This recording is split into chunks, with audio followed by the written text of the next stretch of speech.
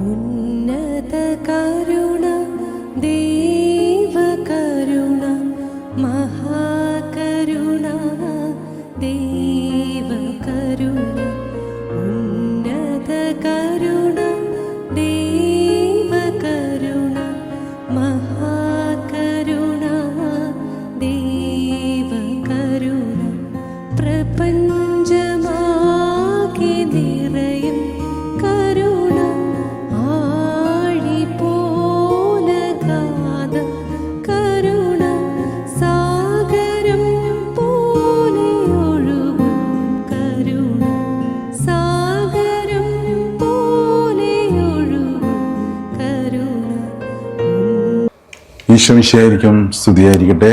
പിതാവിൻ്റെയും പുത്രൻ്റെയും പരിശുദ്ധാത്മാവിൻ്റെയും നാമത്തിൽ ആമേൻ. ദൈവ കരുണയുടെ തിരുനാൾ ചൊവ്വ. നമുക്ക് ദൈവ കരുണയ്ക്ക് വേണ്ടി ഒന്ന് പ്രാർത്ഥിക്കാം. ഈശോയുടെ ഹൃദയത്തിൽ നിന്നും ഞങ്ങൾക്ക് കാരുണ്യസ്രോതസ്സായി ഒഴുകിയിറങ്ങിയ തിരുരക്തമേ തിരുജലമേ ഞാൻ അങ്ങയിൽ ശരണപ്പെടും. വിശുദ്ധ മരിയ ഫൗസ്റ്റീന കൊവാൽസ്കിയോട് കരുണയുടെ തിരുനാൾ ആഘോഷിക്കുന്നതിനെ കുറിച്ച് ഈശോ പറയുന്നത് 1931 ആണ്. ഈശോ ഫൗസ്റ്റീനയ്ക്ക് പ്രത്യക്ഷപ്പെട്ടത് സവിശേഷമായ ഒരു രൂപത്തിലാണ്. ഈശോ ധരിച്ചിരിക്കുന്നത് വെളുത്ത വസ്ത്രമാണ്. ഈശോയുടെ ശരീരത്തിൽ ക്രൂശിതന്റെ അടയാളങ്ങളുണ്ട്. ചുവപ്പും വെളുപ്പും നിറത്തിൽ ഈശോയിൽ നിന്നും പ്രകാശരശ്മികൾ പ്രവഹിക്കുന്നു. സ്വർഗാരോഹണ സമയത്തെ അനുസ്മരിപ്പിക്കുന്ന വിധത്തിലാണ് ഈശോ നിൽക്കുന്നത്.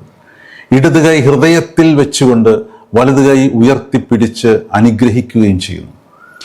ഈസ്റ്റർ കഴിഞ്ഞു വരുന്ന ഞായറാഴ്ച കരുണയുടെ തിരുനാളായി ആഘോഷിക്കുവാനാണ് ഈശോ ആവശ്യപ്പെട്ടത്. 1935 മുതൽ ആ തിരുനാളിന് ആരംഭം കുറിക്കുകയും ചെയ്തു. ഇതിനോടനുബന്ധിച്ച് ഈശോ നൽകിയ സന്ദേശം ഇപ്രകാരമാണ്: നീതിയുടെ ന്യായാധിപനായി വരുന്നതിന് മുമ്പ് ഞാൻ ആദ്യം എൻ്റെ കരുണയുടെ കവാടം മലർക്കെ തുറക്കുന്നു. കരുണയുടെ കവാടത്തിലൂടെ പ്രവേശിക്കാൻ വിസമ്മതിക്കുന്നവർ എൻ്റെ നീതിയുടെ കവാടത്തിലൂടെ കടന്നു പോകേണ്ടി വരും. കരുണയുടെ തിരുനാൾ ആഘോഷിക്കണമെന്ന് ഈശോ ആവശ്യപ്പെട്ടത് എന്തുകൊണ്ടാണെന്ന് ഈ സന്ദേശത്തിൽ തന്നെയുണ്ട്. ഈശോയുടെ രണ്ടാം വരവിന് സമയമായി എന്ന മുന്നറിയിപ്പാണ് അതിലുള്ളത്.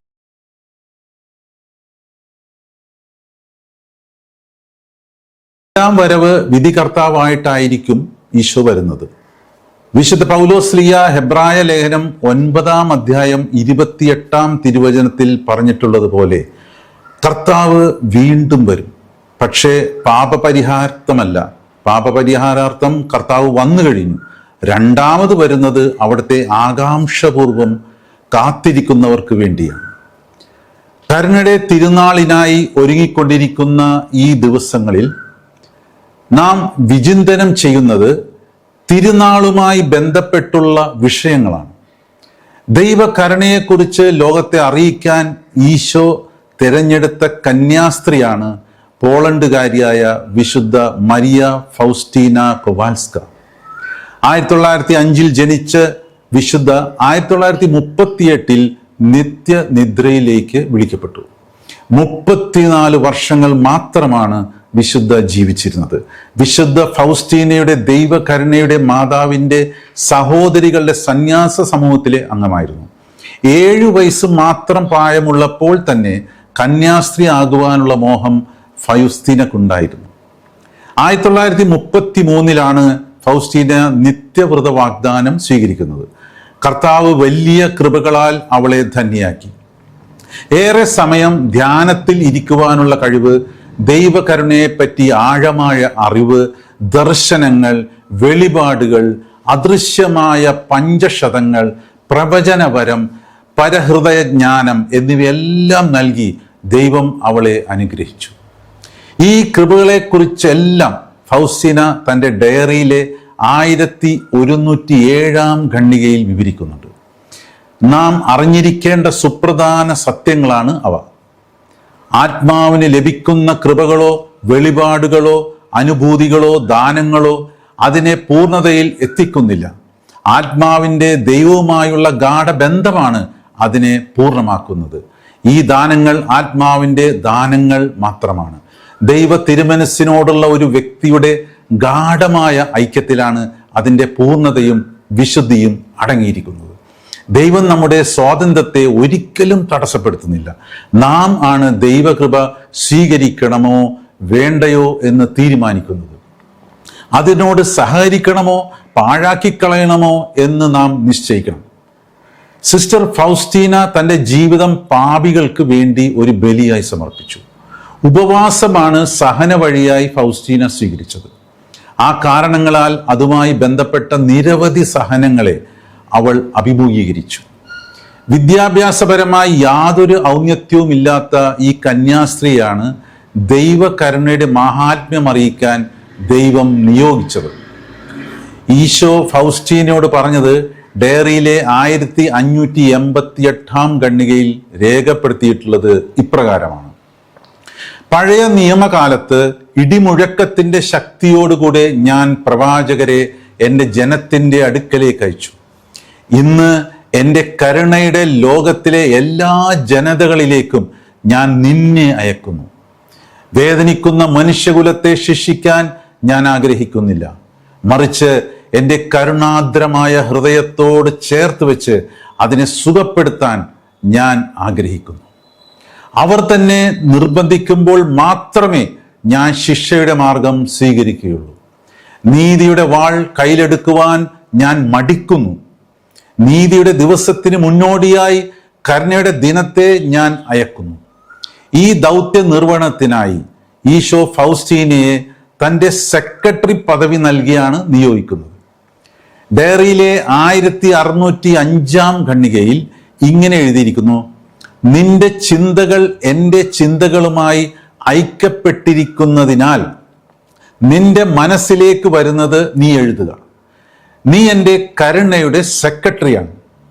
ഈ ജീവിതത്തിലും വരും ജീവിതത്തിലും ഞാൻ നിന്നെ ഈ പദവിയിലേക്ക് തിരഞ്ഞെടുത്തിരിക്കുന്നു. എൻ്റെ തിരഞ്ഞെടുപ്പിന് മാറ്റം വരികയില്ലെന്നറിയുക. ഫൗസ്റ്റീനയെ ഏൽപ്പിച്ച ദൗത്യത്തെക്കുറിച്ച് ഡയറിയിലെ 1567 ഖണ്ഡികയിൽ പറഞ്ഞിട്ടുള്ളത്: ആത്മാക്കളോട് എനിക്കുള്ള വലിയ കരുണ അവരെ മനസ്സിലാക്കി കൊടുക്കുകയും എൻ്റെ അത്യഗാധമായ കരുണയിൽ ആശ്രയിക്കാൻ അവരെ ഉത്ബോധിപ്പിക്കുകയും ചെയ്യുക. ഇത് നിന്റെ ജീവിതകാലം മുഴുവനുമുള്ള നിന്റെ ജോലിയും ചുമതലയുമാണ്.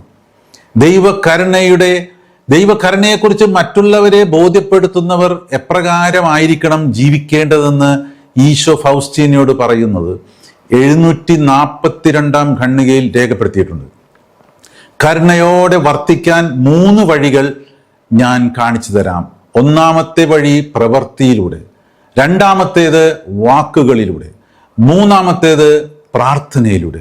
ഈ 3 ഉപാധികളും ഉൾക്കൊള്ളുമ്പോഴാണ് കരുണ പൂർണ്ണതയിൽ എത്തുന്നത്.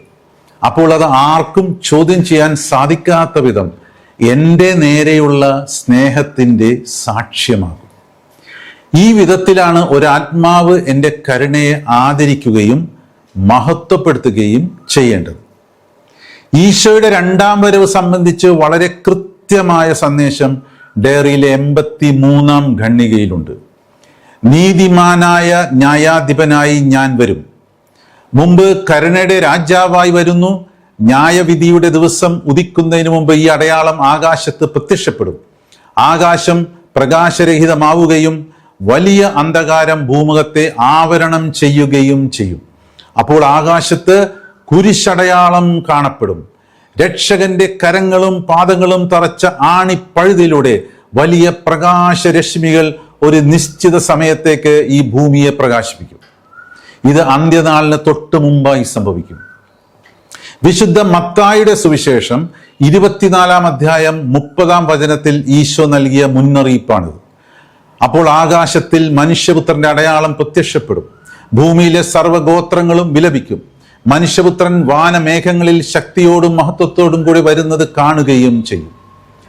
ദൈവകരുണയെക്കുറിച്ച് ഈശോ നമ്മെ അറിയിച്ചുകൊണ്ട് ആ കരുണയിൽ അഭയം തേടാനായി നമ്മെ വിളിക്കുന്നത് ഗൗനിക്കാതെ പോകരുത്. ഈശോ എത്തുന്ന സമയം ആർക്കും തിരിച്ചറിയാൻ സാധിക്കുന്ന വിധത്തിലായിരിക്കുമെന്ന മുന്നറിയിപ്പ് കൂടി നൽകുന്നത് നമ്മുടെ വഴികൾ നേരെയാക്കാനാണ്. ഈ മുന്നറിയിപ്പുകൾക്കുള്ള പ്രാധാന്യം വളരെ വലുതാണ്. കാരണം ഒരു നിമിഷം കൊണ്ടുള്ള മാനസാന്തരം ആർക്കും സാധ്യമല്ല. ഇപ്പോൾ തന്നെ ഒരുങ്ങിയാൽ മാത്രമേ രക്ഷ പ്രാപിക്കാൻ ഏതൊരാൾക്കും സാധിക്കുകയുള്ളൂ.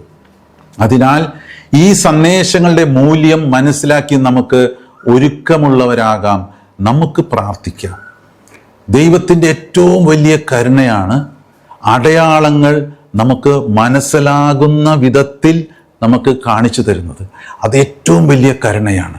പെട്ടെന്ന് ഒരു മാനസാന്തരത്തിലേക്ക് നമുക്ക് വരാൻ സാധിക്കില്ല എന്ന് ഈശോയ്ക്ക് തന്നെ അറിയാം. അതുകൊണ്ടാണ് ഈശോ മുൻകൂട്ടി നമ്മളെ അടയാളങ്ങളോട് സംസാരിക്കുന്നത്. ആ അടയാളങ്ങളെല്ലാം നമുക്ക് സ്വീകരിക്കാം. ഇത് നമ്മുടെ മാറ്റത്തിന് വേണ്ടി ദൈവം കരുണ ചൊരിയുന്നതാണ് എന്ന് നമ്മൾ അറിയുക. നമ്മളെല്ലാവരെയും ദൈവം അനുഗ്രഹിക്കട്ടെ. പിതാവിൻ്റെയും പുത്രൻ്റെയും പരിശുദ്ധാത്മാവിൻ്റെയും നാമത്തിൽ. ഉന്നത കരുണ ദൈവകരുണ മഹാകരുണ ദൈവകരുണ ഉന്നത കരുണ ദൈവകരുണ മഹാകരുണ ദൈവകരുണ പ്രപഞ്ചമാ